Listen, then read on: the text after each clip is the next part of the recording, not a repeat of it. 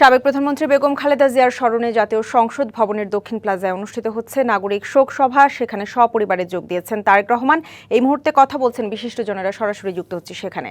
I hope and pray the country remains blessed with that kind of leadership in the future, because this is the time when we take difficult decisions for the country, when we have competing demands from us. We need to rise above all the shortcomings, all the narrowness, and take a decision for the country. And I do miss our former Prime Minister in these moments. Thank you for listening to me.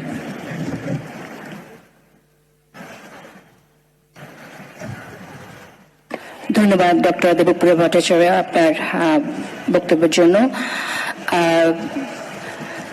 উপস্থিত সুধী, আমাদের মাঝে এখানে উপস্থিত আছেন BNP chairperson Tarique Rahman এবং বেগম খালেদা জিয়ার পরিবারবর্গ, আছেন সম্মানিত সম্পাদক বৃন্দ, বিভিন্ন রাজনৈতিক দলের নেতারা এবং পেশাজীবী সংগঠনের নেতা এবং কর্মীরাও এখানে আছেন, এবং আমাদের সাথে আরও আছেন ডিস্টিংগুইশড ডিপ্লোম্যাটস।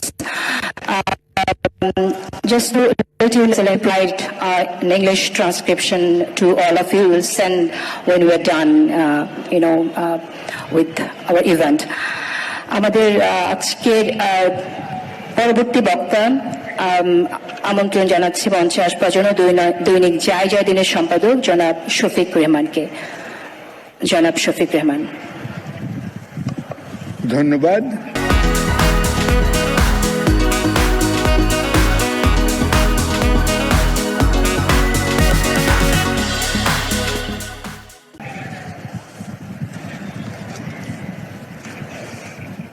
উপস্থিত ম্যাডাম খালেদা জিয়ার শোক সন্তপ্ত পরিবারের সদস্যবৃন্দ, আপনারা অনেক দূর থেকে এসেছেন এবং এর মধ্যে জনাব তারেক রহমান একটু অসুস্থ হয়ে পড়েছেন বলে আমি শুনেছি, জেনেছি, পড়েছি।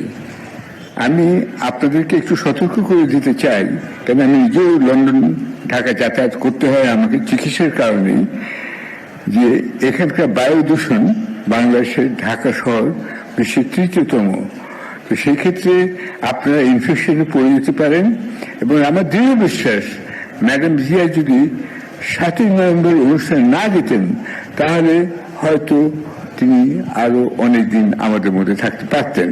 সুতরাং আমি যারা লন্ডন থেকে এসছেন তাদের পুরো অনুরোধ, আপনারা একটু সতর্ক থাকবেন, কোনো ইনফেকশন যেন না পড়ে যান। এরপর আমি যারা আজকে এখানে উপস্থিত হয়েছেন, আমাদের কথা শুনছেন, তাদেরকে ধন্যবাদ জানাই।